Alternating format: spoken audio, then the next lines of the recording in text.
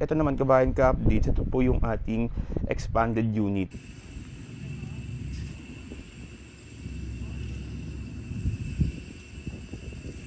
Ayan, so dito meron tayong garden. Okay. So pag corner kasi yung unit mo, malaki yung ating lote. Meron pa tayo dito. So pwede kayo maglagay ng mga ano dito, ng mga table and chairs para makapag-coffee kayo. Okay, so pasok na nga po tayo dito. So ito po, pag pina-expand po ng client natin yung ating unit, okay, o yung ating house mismo. So corner expanded po ito, upgrade unit. So kaganina, kung ang standard talaga is ganyan, okay, pero pag pina-expand, lalaki po kung choice po ng client na ipa-expand.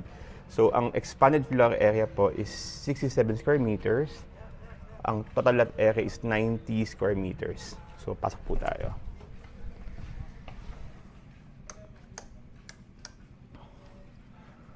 Okay. So ito po mismo kabayan ka-updates ang ating living area. So dahil pina-expand nga po ito, sinarado na nga po na rin ito, pero pwede tayo magbukas ng bintana dito kabayan ka-updates. Ayan, so pwede magbukas ng bintana dito. Okay. So yan siya kabayan ka-updates. So corner po ito, kaya dala-dalawa po yung ating bintana dito. And then ito po yung ating TV. Tapos meron tayo dito toilet and bath. Ayan po yung ating toilet and bath. Ayan. Tapos ito naman ang ating dining area. Ayan, so this is good for 5. Okay, tapos ito yung ating kitchen. So buksan ko yung ilaw kabayan ka-updates, medyo madilim. Okay. So yan, okay. Ito po yung ating kitchen mismo. Actually kabayan ka-updates, trivia lang, ang mga corner unit po ang madaling nauubos. O kaya sa lahat po ng mga nakakuha ng mga corner unit kabayan ka-updates, nako, congratulations po. Huwag niyo nang pakawalan. Okay. So ito po, dito, silip tayo dito. Ay, sarado yata ito. Okay, sarado siya. So, akit na nga po tayo kabayan ka-updates.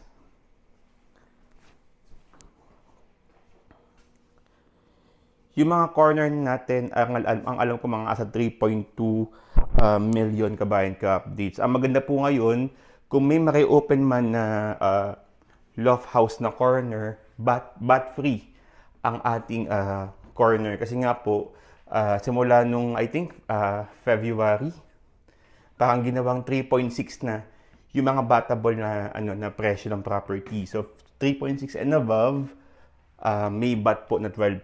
Pero pag 3.6 below, wala pong bat.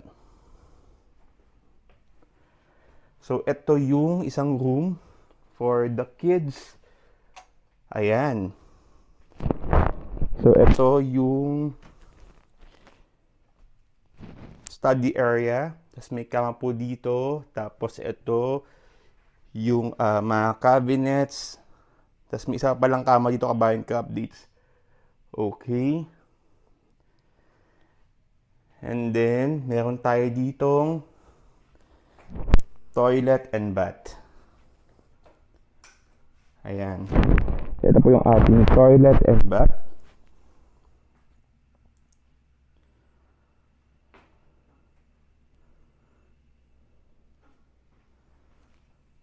Tapos, ito naman ang ating isa pang room.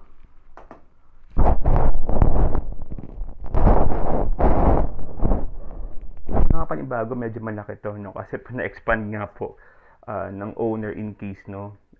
Dito po yung magiging design na pwede po kay Cheerful Homes 2. Kasi yung kabayan ka-updates, kapag kumuha kayo ng corner, kung ano yung nakalagay dun sa kung ano po yung standard unit natin, yung pinata ko nga po sa inner, ganun lang po yung ating area. Or yung, ganun lang po yung layout. Pero pwede pong i-expand para mas lumaki. Ito po yung ating master's bedroom. Ayan, so may mga cabinets. Tapos ito po yung ating kama.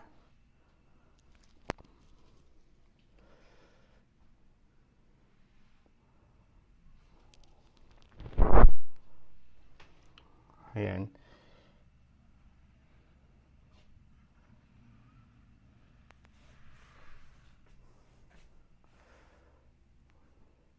So napanibago ang laki niya. Okay, at saka medyo maaliwalas po, kabayan ka updates. Iba talaga pag napapa-interior talaga yung property. So punta naman tayo mismo sa baba, sa bato, sa deliverables. Yung medyo maayos na kasi yung last time kasi medyo yung kaganina hindi walang ilaw or hindi pa tapos. So punta tayo dun sa ano, sa isang yung kung saan finished na. Ayan. Ay, parang wala tayong ilaw dito. Okay. Wala pala tayong ilaw dito kanina. So, binuksan ko nga po kabayan ka updates para makita niyo pag may ilaw. Ayan. So, yan po itsura niya.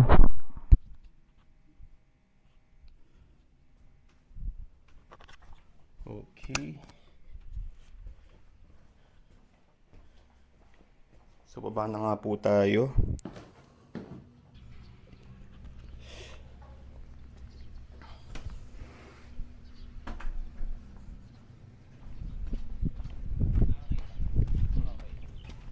Hindi pa.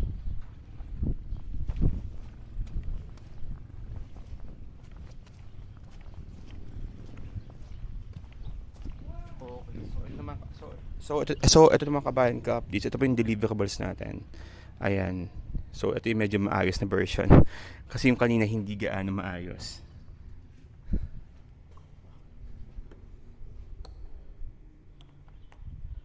Okay, so ito po yung ating living area. Ayan, so ito po yung unit deliverables sa kabayan ka update. So kapag kumuha kayo ng property sa Cheerful Homes 2, ganito po yung itsura niya, no? So ito po yung living area. So may bintana po tayo dito, high ceiling tayo dito. Tapos ito yung ating dining area. Ito yung ating toilet and bath. Ayan. Tapos ito po yung ating kitchen. Yan po yung ating kitchen. And ito po yung ating service area. So, akit ay kabayan ka updates. So, pag akit natin, dito po yung itsura ng hagdan mismo nila. Ayan. Yan na po. So, medyo madumi lang kasi hindi pa siguro tapos to. So, ito yung ating taas, yung bed area. Ayan yung ating bed area. So, like other units, meron din ditong bintana. Tapos, may bintana rin po dito. Ayan, so pwede ka maglagay ng kama dyan. Tapos, cabinets. And then, yun na. Pwede mong gawin kwarto, kabayan ka updates. Okay.